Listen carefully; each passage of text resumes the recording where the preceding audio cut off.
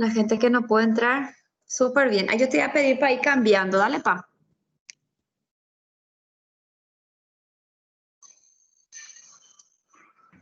Bueno, ¿se acuerdan que la clase pasada, voy a dejar aquí mi celular? La clase pasada nosotros dimos un repaso de beta-lactámicos en general y después también hablamos sobre sulfonamidas y quinolonas, ¿verdad? ¿Me están escuchando todo bien? ¿Sale bien? Sí. Sí. Y ahí hoy vamos a dar unos tópicos sobre la clase pasada para continuar. Ahí nos pregunta en primera medida cuáles son los grupos de antibióticos que inhiben la síntesis de ADN. Ustedes ya saben cuáles son los que inhiben la síntesis de pared celular. Tenemos los beta-lactámicos que ya desarrollamos semestre pasado y vamos a ver que quedan más algunos. Y en este grupo de los que inhiben la síntesis de ADN tenemos solamente dos clases de antibióticos, ¿verdad? Que son las quinolonas y las sulfonamidas, ¿verdad? Bueno, podemos darle.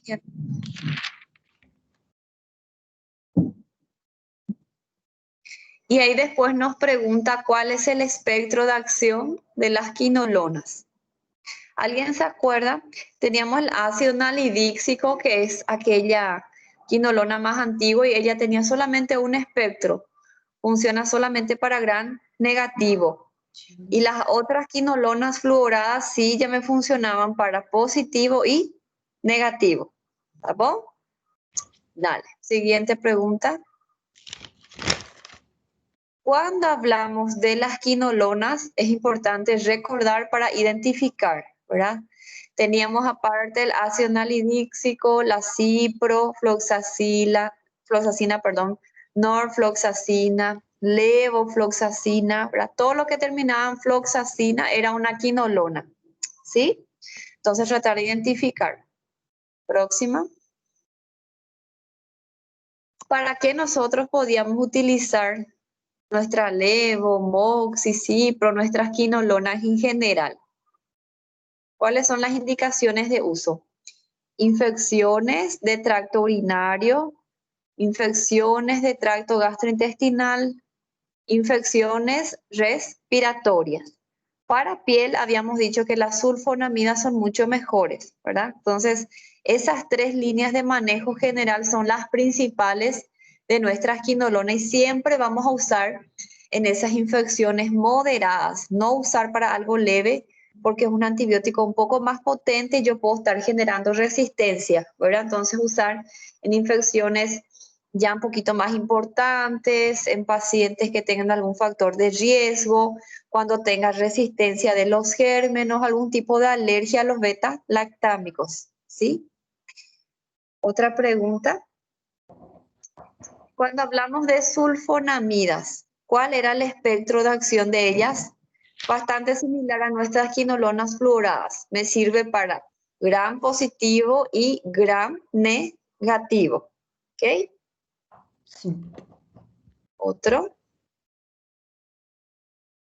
Y hablando de sulfonamidas, habíamos dicho que antes todas venían en presentaciones sistémicas, pero en vista de que tenían reacciones adversas graves, hoy día ya se producen solamente en presentaciones tópicas. ¿Cuáles son las sulfonamidas que nosotros conocemos? El principal que viene todavía en comprimido, jarabe, en presentación sistémica, es el trimetoprim, sulfa, metoxazol. Y ahí tenemos las presentaciones tópicas, ¿verdad? La sulfadiazina y la sulfasalacina son las tres actuales más utilizadas de esta familia. Próximo. ¿Para qué yo puedo estar indicando este mitrimetoprim sulfametoxazol? Similar a lo que nosotros vimos en quinolona, solamente que en esta tenemos que adicionar las infecciones de piel y partes blandas. Entonces, puedo usar para infecciones de tracto urinario, infecciones gastrointestinales, infecciones respiratorias altas y bajas, ¿verdad? E infecciones de piel y partes blandas y el mismo sistema de uso para infecciones moderadas, pacientes con riesgo, una infección ya resistente a beta-lactámicos, ¿verdad? Pacientes que tienen alergia a la moxia, a la cefalosporina, nosotros podemos estar utilizando esto como opción. Y la Prof, última pregunta. Hola. indicação para trimestoprim e sulfametoxazol, eu estava vendo que eles é utilizado como primeira linha de tratamento para toxoplasmose. Sí, Isso também, né? las sulfonilureas son las de primera elección. Certo. Hace obrigada. parte de nuestro protocolo del país. Pues, ahí. ¿Se puede utilizar quinolonas en gestantes? ¿Se podía o no? No, ¿verdad? No se recomienda. Nitrofurantoína. Pode usar.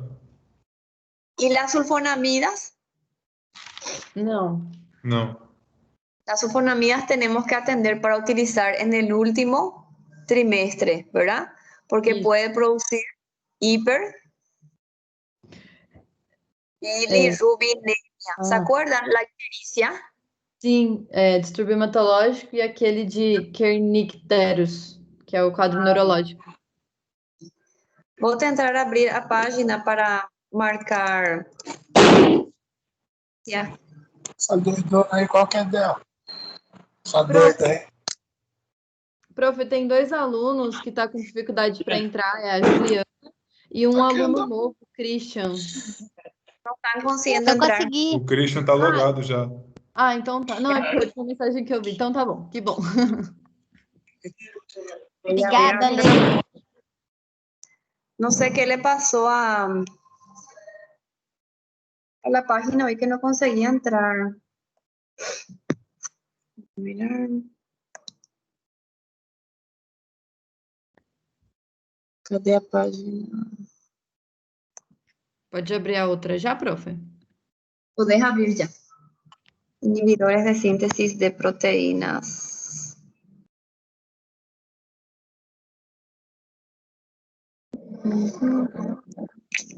Professora, Hola. essa quinolona é da mesma família que a quinina e quinidina ou não? Te escuché todo cortado. Essa quinolona é da mesma família que a quinina e quinidina ou não? No. Son antiarrítmicos, la quinidina.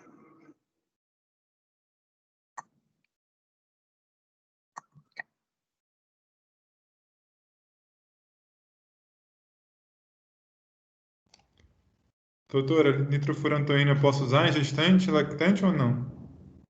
En gestante hasta 30 semanas. Ah, sim. Recuerda que a Gracias. partir de 31 semanas, anemia hemolítica, ¿verdad? Obrigado. Acá. Nivel de aulas.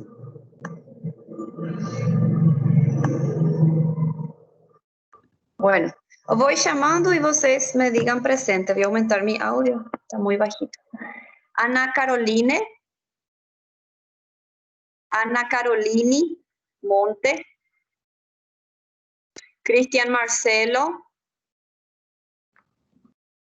Felipe Demóstenes. Felipe Moraes. Gabriela Caetano.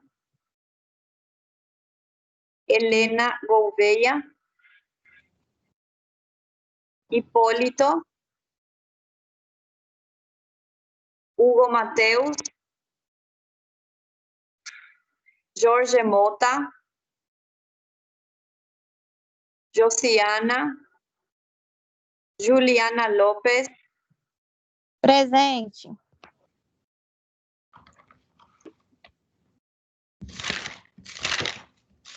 Kelvis. Larissa. Estou aqui, prof. Larissa está acá. Leiliane. Presente. Luan já. Lucas. Presente. ¿Quién pico hizo eso? Marcelo Carlotto. Paulo César, Rafael Piñeiro, Rodrigo de Moura, Rosa María, la que no pudo venir, Rosana dos Santos, Presente, profe. Rosana está, Sinara, Tiago Manuel, Presente. por aquí Trabona Rosana, un ratito.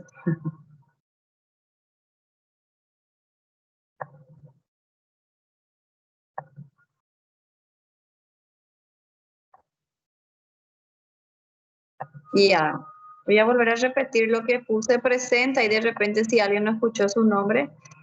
Juliana Professora, Lopes, hola, Gregory está presente. vamos a procurar tu nombre. Tu nombre no está en la lista. Pasa para mí tu sobrenome, voy a anotar y le voy a pasar a Juliana. Gregory Alves Costa. Gregory Alves Costa. Voy a llamar, ahí si hay alguien más que no está acá en la plataforma, en la lista, me avisa. Doutora, Hola. Silvio não está também. Silvio, teu Silvio. sobrenome? Aires Neri. Tá. Alguém mais que não está na lista? Maria Tairine Martins.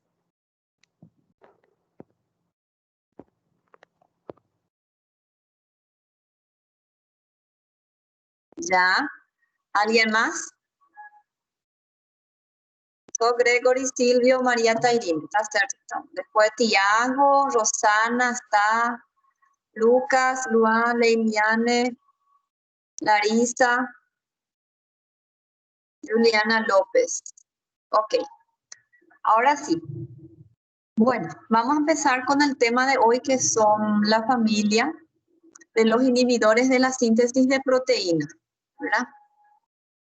Es una gran familia, hay muchos medicamentos ahí que se usa todavía y es una opción que nosotros tenemos.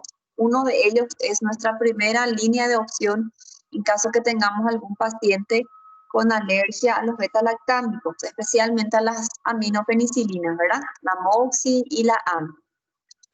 Existen más fármacos que inhiben la síntesis de proteína. Estos son los 4 grupos más principales utilizados mucho todavía hoy día. Los macrólidos, aminoglucósidos, tetraciclinas y las lincosamidas. Es importante recordar el espectro de acción de ellos. Cuando hablamos de macrólidos, eso nos cubre gram positivo y gram negativo, ¿sí? Cuando hablamos de aminoglucósidos, eso me cubre gram negativo, solamente gram negativo, ¿sí? Cuando hablo de las tetraciclinas, estoy hablando de un grupo de fármacos que cubre gram positivo y gram negativo, los dos.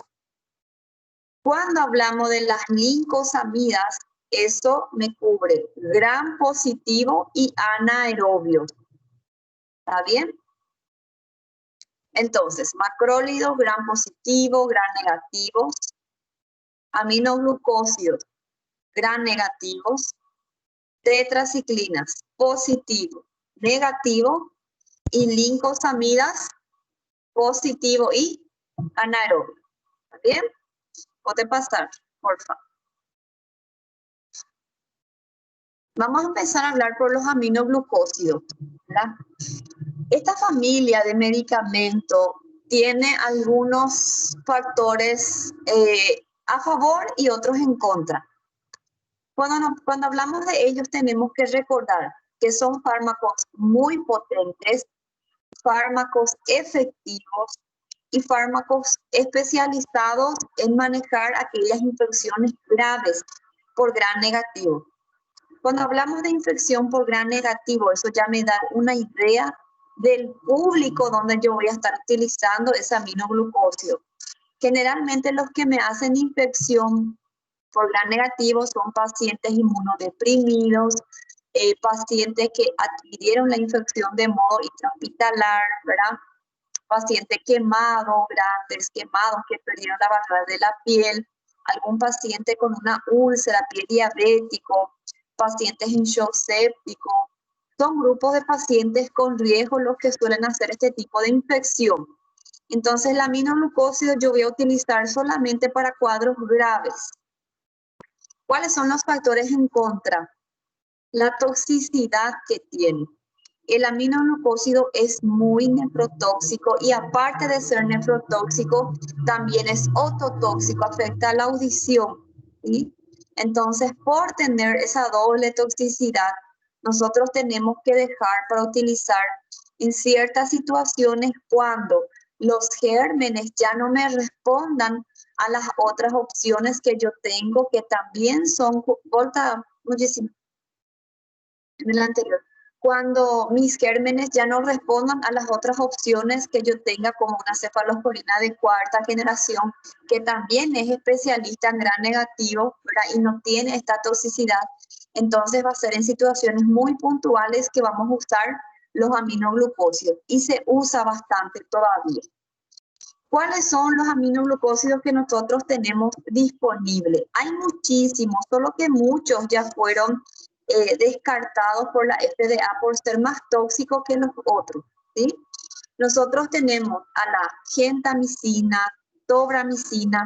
Gentamicina viene todavía en solución sistémica en ampollas y ya tengo disponible en presentaciones tópicas, en crema, ¿verdad? La tobramicina, por ejemplo, hoy día nosotros ya tenemos solamente en gota oftálmica, en presentación dérmica también tópica, perdón, tópica lo que se dice. Amicacina es el aminoglucósido más usado en las infecciones con los pacientes porque es la menos tóxica entre todas, pero ya no está exenta de que si nosotros utilizamos por varios días o a altas dosis llega a intoxicarse a nuestro paciente, a hacer esta nefrotoxicidad, pero es la más bonita entre todas. Cuando hablamos de la amicacina, hoy día solo hay ya presentación parenteral en ampollas, ¿sí? Cuando nosotros hablamos de la streptomicina, eso viene en comprimidos para el manejo de pacientes tuberculosos. La canamicina ya está bastante en desuso por tener una alta cantidad de gérmenes que son resistentes a ellas. Y la neomicina nosotros tenemos en comprimido, es uno de los pocos aminoglucósidos que se siguen fabricando en vía oral, ¿verdad? Y aparte tengo neomicina en spray, en pomada, mezclada con otro tipo de antibióticos para aumentar su espectro, ¿sí? Nuestro aminoglucósido tiene una capacidad de llegar a ser bactericida si es que nosotros administramos a altas dosis. Son antibióticos antiguos que se están usando más de 40 años. Son fármacos que tienen un origen natural, ¿verdad? Pero su problema es realmente la alta toxicidad, ¿sí? Pero son uno de los pocos medicamentos que tienen esa actividad extraordinaria frente a gram negativos, por eso muchas veces se sigue utilizando, ¿verdad? Nosotros vamos a tener un mecanismo de acción general, o sea que todos estos inhibidores de la síntesis de proteínas van a ir trabajando de manera similar. Algunos van a estar afectando el proceso de traducción, otro de translocación peptídica. Cuando hablamos del mecanismo de acción de los aminoglucósidos, son fármacos que van a estar interfiriendo en el proceso de traducción, ¿sí? Ellos van a estar ingresando a través de las porinas de la membrana celular de las bacterias gram negativas. Son fármacos que tienen un peso molecular bastante liviano, porque las porinas de la membrana celular de los gram negativos son muy pequeñitas y ellas logran unirse a la subunidad 30, ¿sí? Entonces ella acaba afectando más o menos a las 6 horas de que se ya empezó a administrar este medicamento por vía parenteral, ¿verdad? Ya empezamos a tener una afectación de la traducción. ¿Puedes pasar? Doutora, Hola. esse medicamento eu vou ser uso quando a cefalosporina já não hace mais o efeito desejado e também lá sulfonamidas e quinolonas ou não? Sí, Cuando Sí, vos ya también. estás usando una cefalosporina de cuarta generación y no tenés efecto, ahí sí. Entendi. Quinolona y eso para menos grave. Esto vas a usar para más grave. Entendi. Las cefalosporinas de quarta generação têm um espectro de ação melhor que as quinolonas? Es más potente É para mais gran potente. sí, ella cumple Ah, sim. gran negativo que tus quinolonas. Y aquí nem los aminoglucósidos. Entendi. Muitas graças. ¿Vale? Professor, desculpa incomodar, Marcelo Carlotto vai dar uma atrasadinha, mas logo ele está chegando, tá bom? Está bom. Decirle que me avise para poner su nombre en la lista, ¿tá? Porque yo no cerré todavía la página. Ok, eu aviso ele, obrigado. Gracias. Dale. Estábamos hablando del efecto bactericida que puede llegar a tener nuestro medicamento si administramos a altas dosis, ¿verdad? El problema, lo que nos limita mucho a utilizar es la toxicidad. Y dijimos que podemos tener un cuadro de ototoxicidad y de nefrotoxicidad, ¿sí? Cuando hablamos de la nefrotoxicidad, obviamente nosotros vamos a poder ir monitorizando gracias al perfil renal, o sea que yo puedo ir solicitando orina de 24 horas donde voy a ver si disminuyó esa tasa de filtrado glomerular o si se empezó a perder proteínas en la orina y puedo estar viendo en ese perfil renal si la urea y creatinina va elevándose, ¿verdad? Son indicativos de que yo estoy empezando a tener una falla aguda renal. Por otro lado, cuando hablo de la ototoxicidad, yo puedo tener afectación tanto de la parte vestibular, que es el encargado del equilibrio, y de la parte coclear, que es el encargado de la audición, ¿verdad? Entonces, yo tengo que estar monitorizándole todos los días a ese mi paciente si es que él está empezando a marearse, a perder el equilibrio. Esos son signos de toxicidad por aminoglucósidos. Ir haciendo estudios de audiometría para ver si no está empezando a quedar con hipoacusia, ¿verdad? Ir disminuyendo de manera progresiva la audición. Si nosotros detectamos a tiempo esas reacciones adversas que tiene nuestra aminoglucosia en el paciente y sacamos el medicamento, eso es reversible, ¿sí? Estos aminoglucósidos están totalmente contraindicados en pacientes gestantes, tiene una buena distribución a través de los tejidos, pasa la barrera placentaria, ¿verdad? Y puede producir en el bebé también una ototoxicidad coclear muy grande con cuadro de sordera de ambos lados y eso ya es irreversible, ¿sí? ¿Podés pasar? Doutora, Hola. esse medicamento atraviessa a barreira hematocefálica? En condiciones fisiológicas normales, ellas tienen baja actividad en ese tu líquido cefalorraquídeo, también tiene baja cantidad en próstata, ¿verdad? En la parte sinovial, solamente si tenés, por ejemplo, un cuadro de meningitis, meninges inflamadas, sí vas a tener un buen pasaje. Ok. Y justamente, por ejemplo, cuando vamos a utilizar, a veces no nos queda de otra, tenemos pacientes diabéticos, generalmente aquellos que hacen infecciones de las úlceras del pie diabético muy grave, y está haciendo un borderline de la sepsis, y voy a usar cefalosporina de cuarta generación y no está funcionando, muchas veces el paciente desarrolla alergia, ¿verdad? Y hay ese cierto miedo de utilizar un aminoglucósido justamente por la nefrotoxicidad, y tu paciente diabético que casi siempre ya es nefropata. Entonces, cuando yo voy a utilizar un aminoglucósido, tengo que tener este cuidado de ver si en mi servicio yo voy a estar poder solicitándole día sí, día no, ¿verdad? Cada 48 horas, ese laboratorio renal, perfil renal y orina 24 horas. Yo, por ejemplo, cuando vamos a administrar una gentamicina o una amicacina, siempre tenemos que, vamos a hacer diluido, lento, en una infusión de más o menos media hora, 1 hora, 60 minutos, hasta administrar toda la dosis para que esa concentración plasmática sea lentita y tengamos menos riesgo también de hacer ese cuadro de nefrotoxicidad, ¿sí? ¿Cuándo entonces yo puedo estar utilizando un medicamento aminoglucósido? En todas las situaciones que yo tenga un paciente grave con una infección importante por un gran negativo, un paciente séptico, un paciente quemado, un paciente diabético, alguna neumonía grave, atípica por gran negativo, meningitis, como dijimos que si está inflamado va a pasar, ¿verdad? Donde tenga infecciones que ameriten utilizar un especialista en gran negativo y donde ya no me responda a otros medicamentos menos tóxicos, ¿verdad? Y que cubran bien gran negativo, entonces yo puedo ir usando y se usa bastante. Puedes pasar. Bueno, la amikacina nosotros tenemos hoy día en ampollas de 500 miligramos, ¿sí? Y eso se da cada 12 horas, 2 veces al día. Muchas veces el paciente va a seguir haciendo fiebre después de 2 días de tratamiento y queremos aumentar la dosis porque se sabe que la dosis máxima de amikacina es 1500 miligramos por día.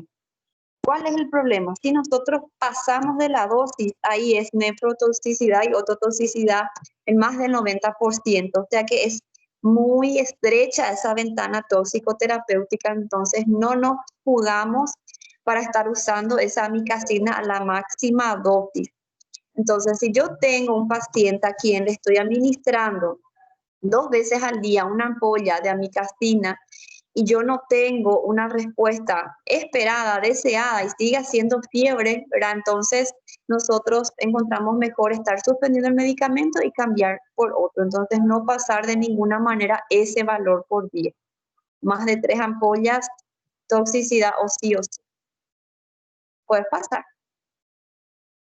Ya llegó Marcelo para ponerle su presencia. Ya sí, profe. Olá, doutora. ¿Qué tal? Voy a abrir mi página un ratito. Queria esperar a doutora dar uma pausa para me falar. Ah, yo me emociono, yo no paro más de hablar. Espera que un ratito. Voy a abrir.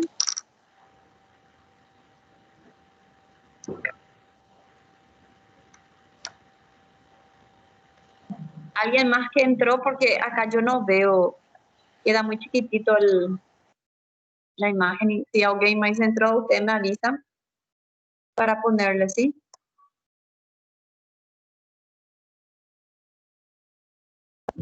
Yo entrei, profe. Daniel. Daniel. Mira.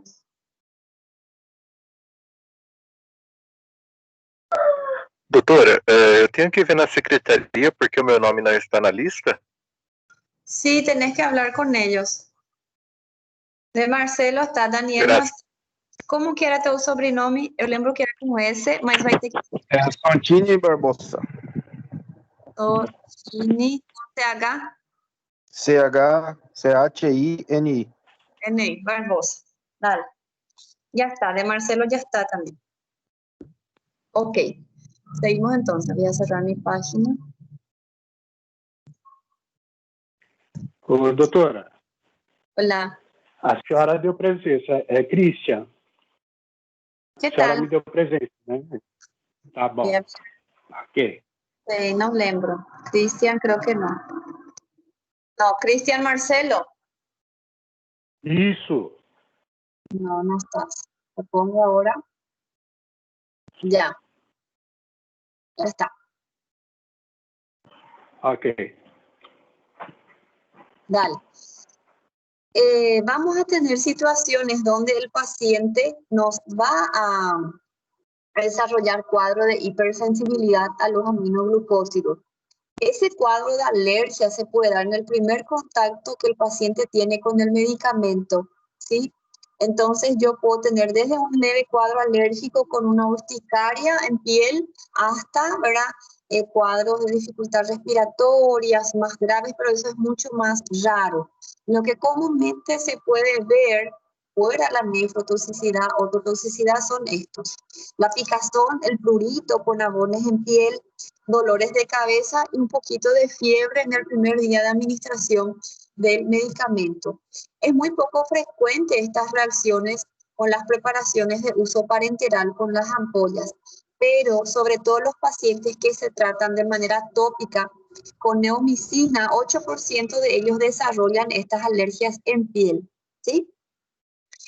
Otro detalle, tengo que atender mucho para utilizar mi aminoglucósido juntamente con otras drogas que también tengan esta capacidad de ser nefrotóxicas, como la tetraciclina, la vancomicina, la anfotericina B. Muchas veces se usa un aminoglucósido junto con la vancomicina para ampliar su espectro, pero con mucha precaución y bajo estricto control renal, ¿sí? La nefrotoxicidad es mucho más grave y aparece más temprano que la ototoxicidad. Vamos a mirar que es muy pequeña la letra. Ya. Y ahí está, cómo nosotros podemos sospechar que nuestro paciente no está haciendo este cuadro de nefrotoxicidad. Por ejemplo, empezamos hoy nuestro tratamiento día 26. Día 28 le solicitamos su perfil renal y su orina 24 horas. Si empezamos a tener aumento de urea de creatinina, quiere decir que estamos filtrando menos, ¿verdad? Está habiendo una falla aguda renal, por eso está subiendo eso. Entonces, en ese caso hay que suspender el medicamento. Obviamente, si disminuye la tasa de filtrado glomerular o empieza a haber una pérdida, por más que sea pequeña, pérdida de proteínas en la orina, también hay que suspender el medicamento. Y en gestante no. Por más que nuestro medicamento aminoglucósido, al igual que las quinolonas, pertenecen a la clase C, que es evaluar riesgo-beneficio, hay muchos estudios que constatan el riesgo fetal. Entonces se trata de no utilizar nuestros aminoglucósidos. ¿No? Pueden pasar. Professor, eu não sei se eu entendi bem, você falou do nível de creatinina na urina ou eu entendi errado? Urea y creatinina. Urea e En la creatinina. sangre. En la sangre. Ah, sim. Tá bom. La gentamicina, por ejemplo, aparte de nosotros tener en ampollas parenterales, ahí pueden ver, nosotros también tenemos formatos tópicos, ¿verdad? Tenemos en óvulos vaginales para las infecciones pélvicas inflamatorias, tenemos las pomadas, las gotas oftálmicas. Estas presentaciones tópicas para piel y mucosas generalmente no llegan a tener esta capacidad de producir esas reacciones sistémicas de toxicidad. Sí, lo que podemos tener con ellos son cuadros alérgicos locales, ¿verdad? Especialmente con la neomicina. Pero ese cuadro de toxicidad o ototoxicidad, ya sea nefro o ototoxicidad, ya están exentas, no hay problema, porque viene a mínima cantidad de miligramos, entonces no nos vamos a preocupar cuando tengamos que utilizar en el paciente diabético, por ejemplo, alguna pomadita, ahí con gentamicina o neomicina, no hay problema. Puede pasar. Bueno, la streptomicina, al igual que la neomicina, también me vienen presentaciones de comprimidos vía orales, ¿verdad?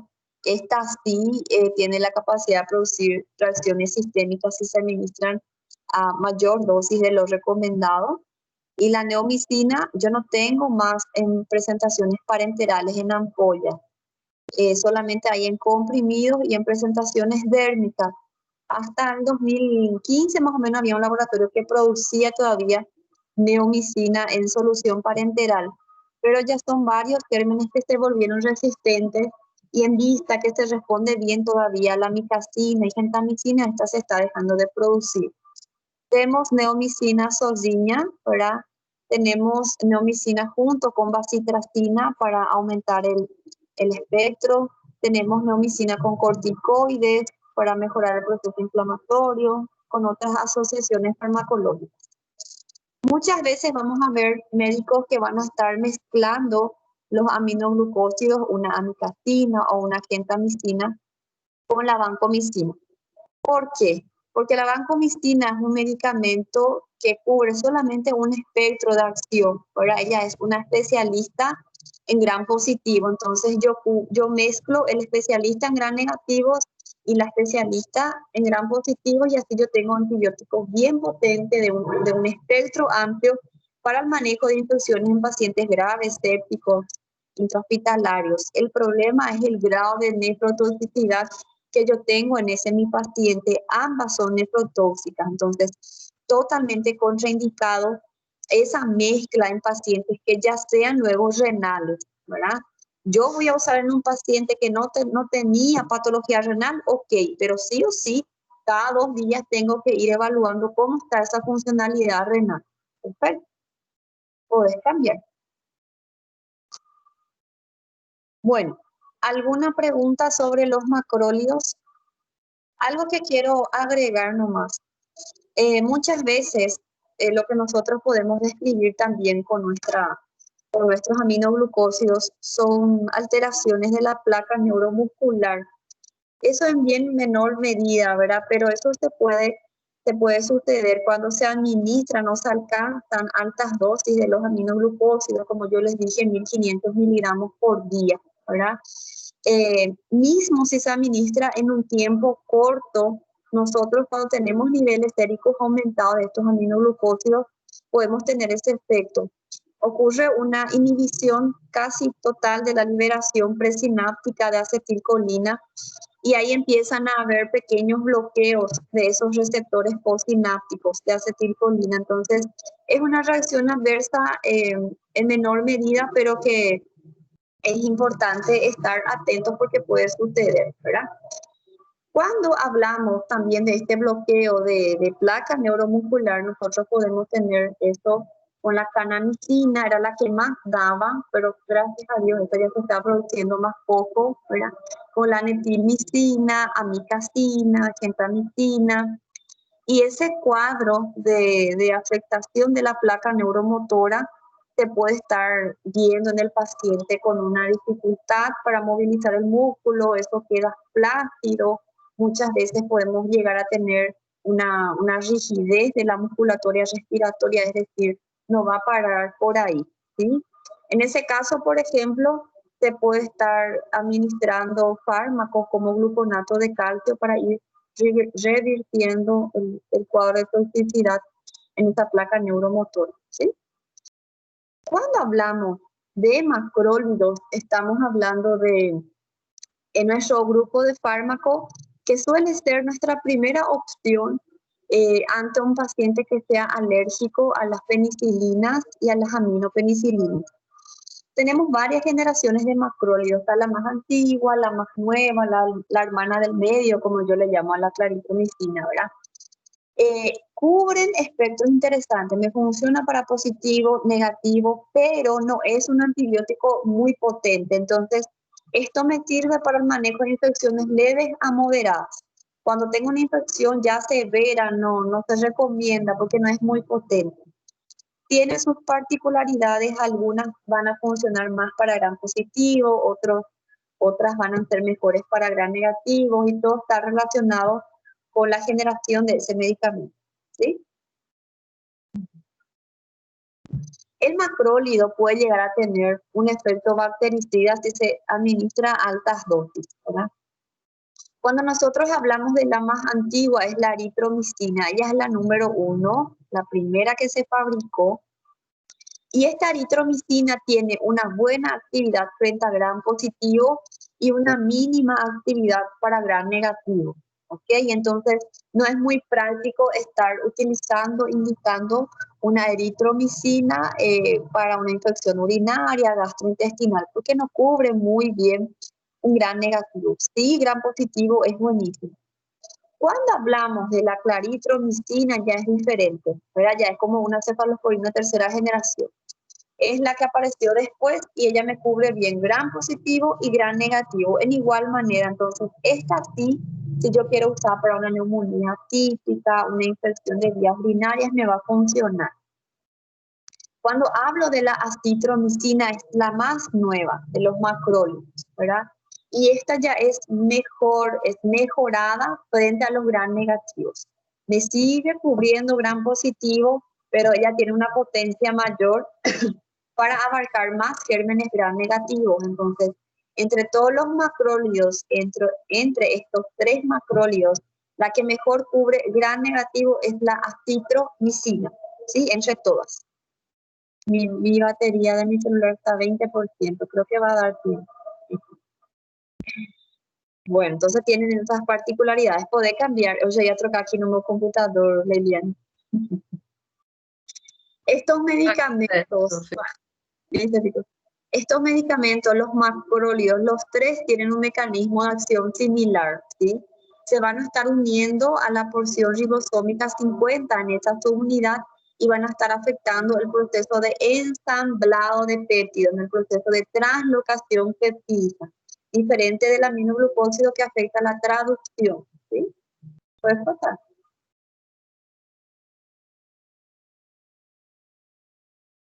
Bueno, fíjense, la eritromicina, por ser nuestro macrólido más antiguo, ¿verdad? Va a tener algunas cosas, algunos puntos que no le hace tener muchos criterios de un antibiótico ideal. Es un fármaco que no tiene buena biodisponibilidad, llega a ser inactivada por el jugo gástrico hasta en un 50%. Por eso siempre si vamos a optar por una eritromicina, se recomienda optar por estas presentaciones que vienen en cápsulas gastroprotegidas, porque eso aumenta la biodisponibilidad del medicamento, ¿sí? Es un fármaco que tiene un tiempo de vida media corta, entonces se necesita dar varias veces al día, a diferencia de los otros macrólidos que ya no tienen esta necesidad. La eritromicina se da 4 veces al día. Aparte de tener presentaciones sistémicas en comprimidos, existen también las presentaciones dérmicas, tópicas, en pomadas para el tratamiento y prevención, profilaxis de infecciones en piel y partes blandas, especialmente por gram positivo, ¿sí? Funciona para estreptococo, para estafilococo. Pero no todo es malo con la eritromicina. Tiene una ventaja de que es uno de los pocos medicamentos que yo puedo utilizar en pacientes renales, ¿sí? Su excreción es a través de las bilis, entonces, en quien tengo que atender son en los pacientes que tienen cirrosis, esteatosis o algún grado de insuficiencia hepática, en eso sí. Pero pacientes renales pueden estar utilizando, ¿está bien? Cuando yo hablo de la claritromicina, eu fico olhando la cámara de mi notebook. Estoy acostumbrada a mirar ahí. Cuando nosotros hablamos de la claritromicina, ahí, por ejemplo, ya estamos frente a un macrólido más nuevo.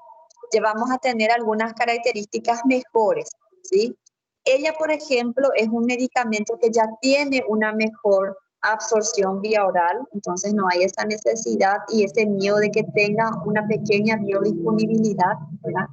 Es un fármaco que ya se administra menos veces al día por tener un tiempo de vida media ya más amplio, pero este medicamento yo tengo que atender en pacientes renales, no es como la eritromicina porque es un fármaco que se excreta a través de la orina. Entonces, si tengo que estar utilizando en pacientes renales, nosotros tenemos que ajustar la dosis de acuerdo a la filtración glomerular de ese paciente, ¿sí? También tiene una ventaja, ¿verdad? Aparte de que ella necesita darse menos veces al día, tiene una buena absorción, es el único macrólido que tiene una pequeña unión a proteínas plasmáticas, entonces ella logra tener un buen pasaje a través de las barreras fisiológicas y nosotros alcanzamos tener importante cantidad de ese medicamento en líquido sinovial, en peritoneo, en pleura, entonces en próstata. Eso nos permite estar utilizando, por ejemplo, ese medicamento en prostatitis, artritis séptica, en aquellos pacientes con neumonías graves que nos hacen derrames, ¿sí? Esta ventaja tiene la Claritro. A ver, ¿puedes pasar? No, no funciona para líquidos cefalorraquídeos, ¿sí? No consigue pasar, ahí sí no tenemos. Ahí. La acitromicina, por ejemplo, es la más nueva entre todos los macrólidos. Ella tiene más criterios todavía. Ya se da mucho menos veces al día, ¿verdad? Nosotros administramos una sola vez al día. Es un medicamento mejorado para gram negativos. Es un fármaco que yo puedo usar en pacientes renales crónicos porque ella se excreta a través de la bilis. Entonces es importante recordar porque muchas veces se quieren pensar así, ay, todos los macrólidos se pueden usar en renales porque se excretan a través de las heces. No, ustedes vieron que la Claritro, no, ¿verdad? Entonces es importante saber esos detalles. Pacientes hepatopatas se van a tener que estar absteniendo. Ay, me está llegando un mensaje y apaga mi pantalla. Entonces, paciente, la misma situación de lo que vimos. Pacientes hepatopatas, cirróticos, insuficiencia hepática, tiene que tratar de utilizar otro medicamento. ¿Cuál es el problemita de la acitromicina? Ella se inactiva si hay comida en el estómago, entonces una hora antes, una hora después de haber administrado el medicamento, el paciente tiene que estar en ayuna, ¿sí? No consumir nada, ¿ok? Para que tenga una alta biodisponibilidad.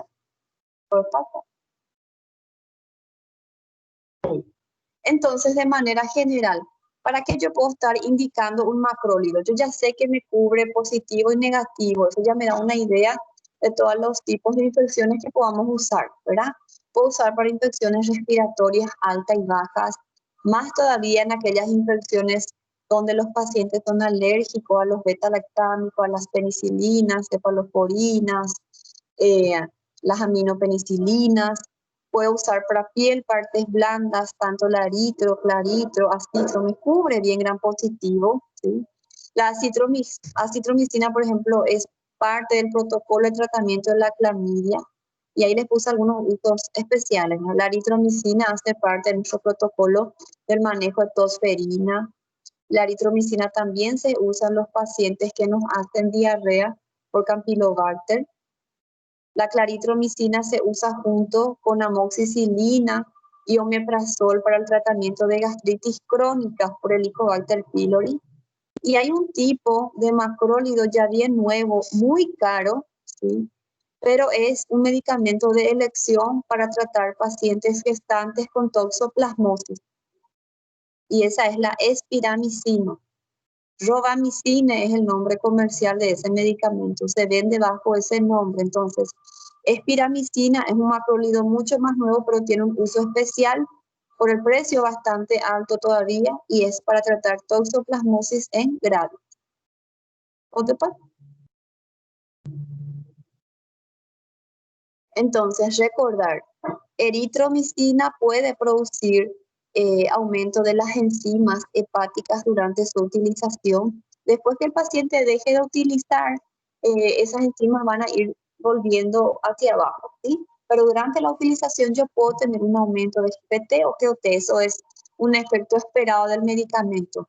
Esos cambios en las enzimas hepáticas yo no tengo con la acitromicina ni con la claritromicina. Y cuando hablamos de reacciones adversas, lo que se puede ver en mayor medida es por la claritromicina. Podemos tener náuseas, vómitos y algunas arritmias. Las arritmias ya son bien menos frecuentes, pero los malestares sí se puede llegar a ver en un importante grupo de los pacientes. La acitromicina es, meu Deus, todo mundo decidiu me escrever. Ai, gente, eu salí. Espera aqui.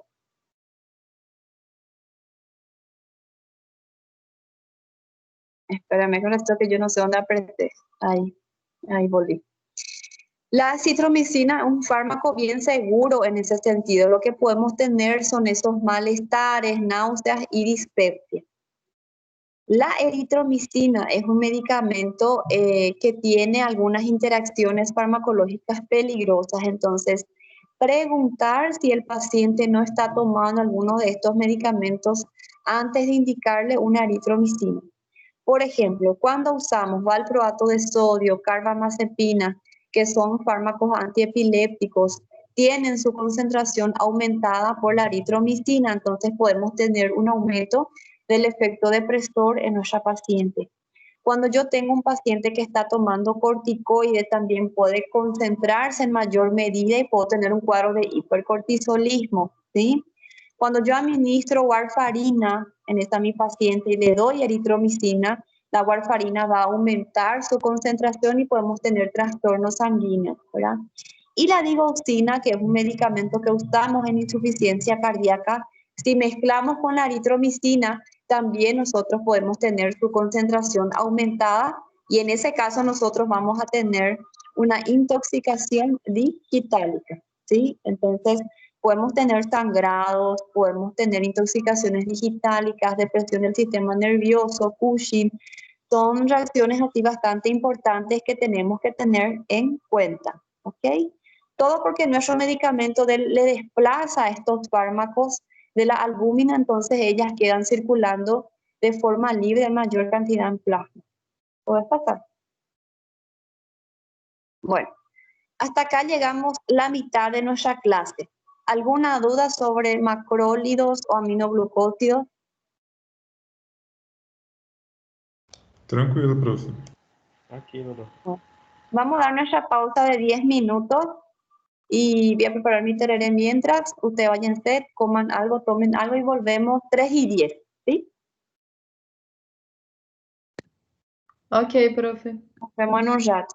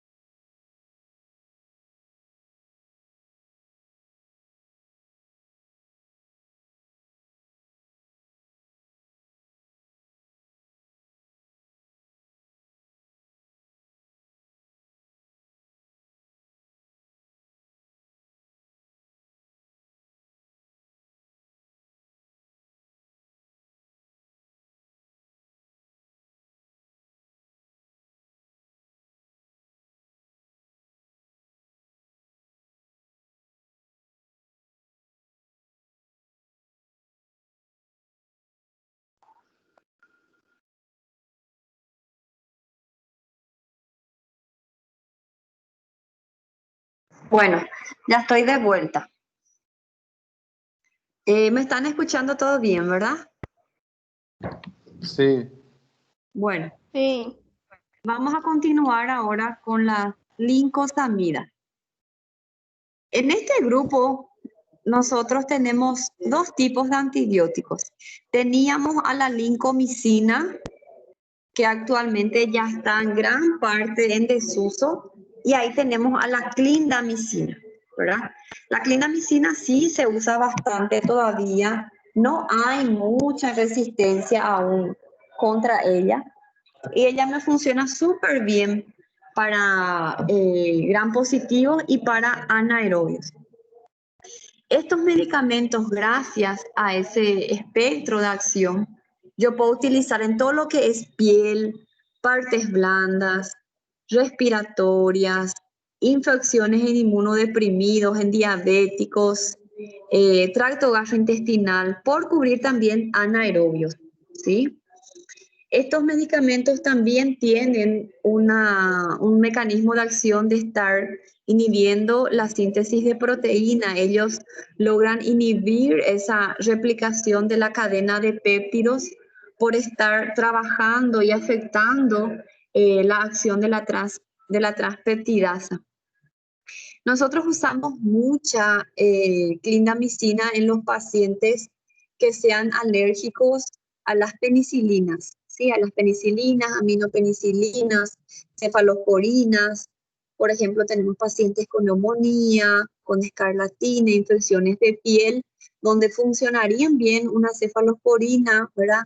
Y muchas veces ya es una infección un poquito mayor, más importante, donde una claritro, una citro no me podría más estar funcionando porque son antibióticos leves.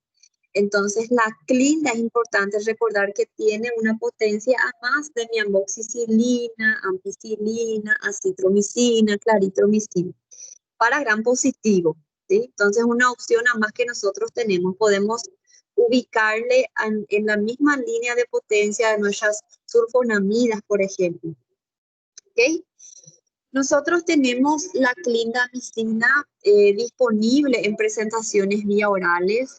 Esto viene en comprimidos, viene en jarabes para niños, ¿verdad? Tienen una buenísima distribución a través de los tejidos por tener una pequeña unión a proteínas plasmáticas. Eso representa esos camioncitos de transportadora que yo les puse ahí. ¿Sí? Tiene buena distribución a todos los tejidos. Por eso se usa mucho, por ejemplo, para neumonías, aquellas neumonías complicadas con derrame, se usa bastante. ¿Sí? Nosotros tenemos que atender para estar administrando una crita, por ejemplo, en un paciente renal crónico, porque es un fármaco que se excreta en gran medida a través de la orina, ¿sí? Tenemos que estar utilizando, hay que estar ajustando la dosis del fármaco de acuerdo a la tasa de filtración glomerular, ahí vamos a ir personalizando la dosis, ¿sí? Entonces tenemos buena absorción vía oral.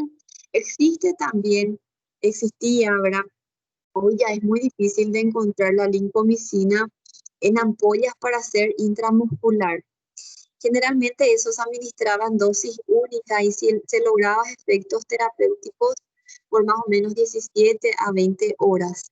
Pero eso después ya fue siendo en desuso y lo que quedó fue la clindamicina. ¿Okay? ¿Puedes pasar?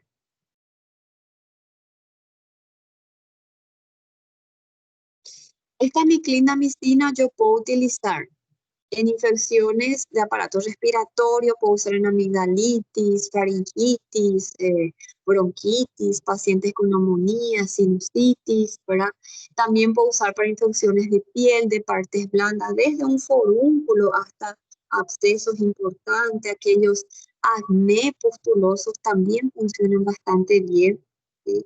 Cuando yo tengo, por ejemplo, infección urinaria causada por gram positivo, generalmente eso hay en las pielonefritis, ¿verdad? Que son de diseminación hematógena, en ese caso por estafilococcus, streptococcus, yo también puedo usar. La clinda funciona súper bien para huesos, articulaciones, porque se encuentra importantes cantidades en el líquido sinovial inclusive para osteomielitis yo puedo estar utilizando, ¿sí? Cuando hablo de vaginosis bacteriana, es uno de los medicamentos de elección, inclusive nosotros tenemos en presentaciones tópicas, eso vienen óvulos de 100 miligramos para ir administrando 3 noches seguidas, ¿verdad? La clindamicina tenemos jarabes de 150 miligramos, hay comprimidos de 300 miligramos y hay las ampollas para hacer endovenoso de 600 miligramos. Esto se puede hacer cada 12 horas. Nosotros tenemos que tratar de evitar esta clindamicina en los pacientes. En primer lugar, en los pacientes que son alérgicos a esta familia, ¿verdad? Y a los pacientes que tengan un historial de alteraciones gastrointestinales, especialmente los pacientes con colitis. Y en ese caso yo puedo tener cuadros de diarreas, y son diarreas bastante importantes donde tenemos que estar tratando, ¿sí? Entonces, atender en ese grupo de pacientes. Pero en líneas generales son fármacos bastante seguras. Lo que tengo que tener cuidadito es de administrar en una infusión lenta de 60 minutos cuando vamos a estar de modo endovenoso. ¿Puedo pasar? Sí, profe. Puede pasar. Bueno, cuando hablamos de las tetraciclinas, ahí ya cambia nuestra historia. ¿Verdad? Las tetraciclinas hay que tenerle miedo, o sea que hay que usar con precaución, no estar saliendo indicado porque es un antibiótico de amplio espectro, así a la loca. Por más que es muy efectivo y es de muy amplio espectro, muy potente, es un fármaco bastante riesgoso, bastante tóxico. Entonces, vamos a tener el mismo cuidado que tenemos con unos aminoglucósidos, por ejemplo. ¿Sí? Hay varios tipos de tetraciclinas. Las que nosotros utilizamos, la que se sigue usando más todavía es la clortetraciclina y la doxiciclina, ¿sí? Son fármacos de origen natural, se utilizaban bastante antes para infecciones graves, resistentes, pero empezamos ya a tener bacterias que no se dejan afectar, que ya no son susceptibles. Entonces, nosotros dejamos para usar estas tetraciclinas cuando tenemos ese informe de cultivo de que el germen todavía es sensible, ¿sí? Justamente para cuidar el tema de la toxicidad y aparte que ya hay mucha resistencia a este medicamento. Nosotros tenemos tetraciclinas disponibles en ampollas, parenterales, hay en comprimidos y orales. ¿Cuál es el problema? La mala absorción que tiene a través de su administración vía oral, ¿sí? Tiene una ventaja de que tiene una buena distribución, ¿verdad? A través de los tejidos. Después de imagínense, después de dar un solo comprimido o una sola dosis, de 2 a 4 horas nosotros ya logramos tener concentraciones así súper importantes en el plasma, ¿ok?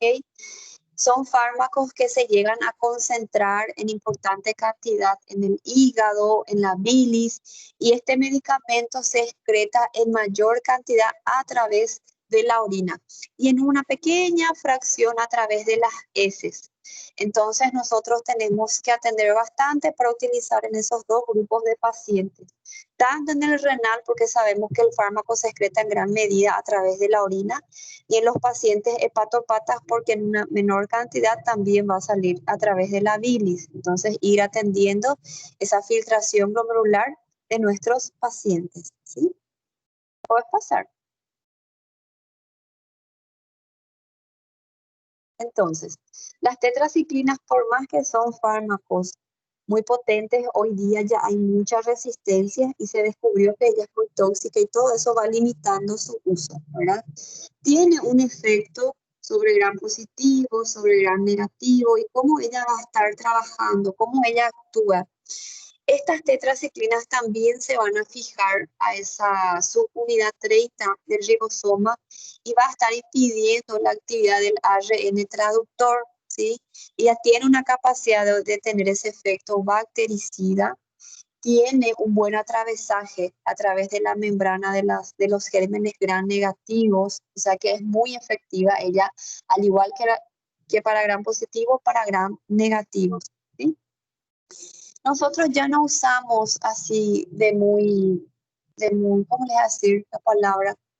De forma usual una tetraciclina, ya se deja para utilizar solamente frente a algunas infecciones, ¿verdad? Podemos usar tanto para trastornos respiratorios, porque ella me funciona para Streptococcus pneumoniae.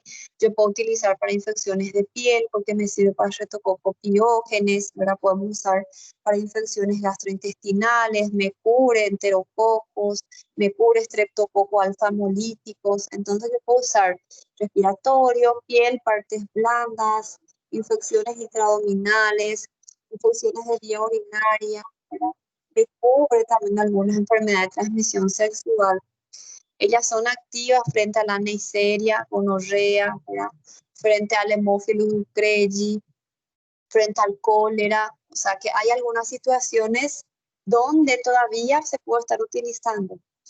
Es un antibiótico de primera línea para infecciones por riqueza, para micoplasma, para clamidias. Y ustedes se acuerdan que cuando nosotros habíamos hablado de aquellas penicilinas resistentes a penicilinasa, ¿verdad? La meticilina, oxacilina, habíamos dicho que ellas funcionan súper bien para los estafilococos, que son los encargados de producir esa penicilinasa. Y que de ahí después empezó a haber la generación de los estafilococos aureus meticilinos resistentes. La tetraciclina es una opción para estar tratando ese tipo de infección, ¿ok? Y eso significa SAMR, Staphylococcus aureus meticilinos resistente, ¿sí? Puede pasar. Entonces, recordar que ese comprimidito ahí va a tener una absorción incompleta en el tracto gastrointestinal. Nosotros vamos a tener una importante cantidad de las tetraciclinas que se van a unir a las proteínas plasmáticas, casi el 70% demora para atravesar todo y llegar a buenas concentraciones en todos los tejidos corporales, pero sí de a poquito ella logra penetrar, ¿verdad? Y cuanto más va pasando los días, nosotros vamos a empezar a encontrar una distribución en bilis, en hígado, en pulmón, riñón, próstata, líquido cefalorraquídeo, líquido sinovial, ¿verdad? Pero no en el primer día. A partir del segundo día nosotros podemos empezar a tener esto, ¿sí? Los cuadros de toxicidad de ellas son importantes de recordar, ¿verdad? Yo puedo tener situaciones de hepatotoxicidad, más todavía si administramos a un paciente que tiene algún grado de insuficiencia hepática, ¿verdad? Tiene una capacidad de ser nefrotóxica, ¿verdad? También produce cuadros de fototoxicidad, inclusive produciendo quemaduras de primer grado en la piel de los pacientes. Y hay algunos estudios que todavía no están terminados, que demuestran que algunas tetraciclinas tienen una capacidad de tener una actividad oncogénica en ratones, ¿sí? Eso todavía no se probó in vivo, ¿verdad? Pero sí en esas células in vitro de esos ratones sí demostraron que hay una capacidad ahí de producir ciertos tipos de cáncer. Entonces, queda eso en el aire ahí, ese estudio que está en curso. Entonces, una droga bastante potente, importante, de amplio espectro. Siempre tener el cuidado de usar cuando tenemos un cultivo que nos indica que ella es la única que puede afectar y la única para la cual el germen es sensible, en vista de que tenemos otros antibióticos bastante potentes como la piperacilina tazobactam, las penicilinas de amplio espectro y mismo los carbapenémicos que son muy potentes no llegan a ser tóxicas como estas. Esas ampollas hay que tratar de no administrar de modo intramuscular porque puede irritar bastante el músculo, ¿sí? Entonces eso se puede hacer de modo endovenoso, siempre lento, diluido, y las administraciones vía orales siempre tratar de no pasar de 2 gramos al día, ¿ok? Puedes pasar.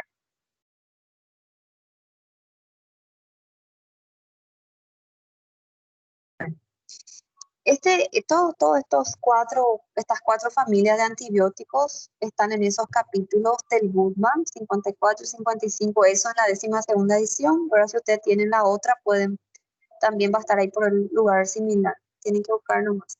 Y ahí les puse algunos links donde pueden entrar a asesorarse más, con más informaciones, ¿verdad? Importante recordar, por ejemplo, yo me olvidé de colocar ahí las interacciones que pueda tener la tetraciclina. Por ejemplo, si nosotros usamos tetraciclinas en una paciente que está tomando anticonceptivo oral, también puede dejarle menos efectivo, entonces tratar de que ella use un anticonceptivo de barrera, aunque que no va a haber luego acción porque ella va a estar sumamente grave internada para que se le trate con tetraciclina, ¿verdad? Pero va y que no sabemos lo que pasa ahí a la noche por los pasillos del hospital. Y ahí Pode nosotros, repetir essa parte, professora, por favor? el uso simultáneo en conjunto de la tetraciclina con anticonceptivo oral hace que ellos sean menos efectivos. Y fármacos como antiácidos y otros medicamentos que contienen hierro también pueden reducir más aún la absorción de las tetraciclinas si administramos de modo vía oral. Entendi, ¿Ok? obrigado. Bueno, gente, es todo por hoy, ¿sí? Hasta ahí llegamos. La próxima clase vamos a hacer un repaso general de todo lo que vimos y vamos a hablar de algunos antibióticos ya menos usados como la daptomicina, y vamos a ver cuáles son los antibióticos tópicos que tenemos disponibles, mupirocina, bacitracina, y vamos a hablar de la vancomicina, que también es un inhibidor de síntesis de proteína, pero no es beta-lactámico y es un fármaco que se usa bastante. Y con eso ya terminamos lo que es antibióticos. ¿Está bien? Certo, Gracias, prof. doutora. Bien, Sim, prof, muito obrigado. por la ayuda. Y discúlpenme, no sé qué le pasó a mi computadora, pero voy a pillar para la próxima clase, ya va a estar plim plim. Imagina, prof, precisando. Obrigada. Chao, chao.